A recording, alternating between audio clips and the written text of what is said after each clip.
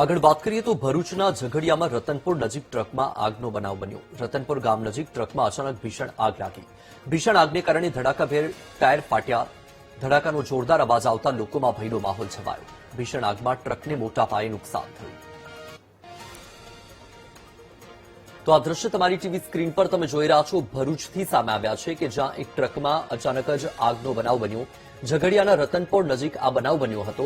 રતનપુર ગામ નજીક ટ્રકમાં અચાનક જ ભીષણ આગ લાગી હતી અને આગ લાગ્યા બાદ આગના કારણે ધડાકાભેર આ ટ્રકના ટાયર ફાટ્યા હતા અને ધડાકાનો અવાજ એટલો જોરદાર હતો કે આસપાસના વિસ્તારમાં દૂર દૂર સુધી અવાજ સંભળાયો હતો, જેના કારણે ત્યાંથી પસાર થતા જે લોકો છે તેની સાથે આસપાસના જે લોકો છે તેમનામાં ભયનો માહોલ છવાયો હતો। આ ભીષણ આગમાં ટ્રકને મોટા પાયે નુકસાન થયું છે। આગ કેવી રીતે લાગી, શું કારણ તે હજુ સુધી જાણવા નથી મળ્યું।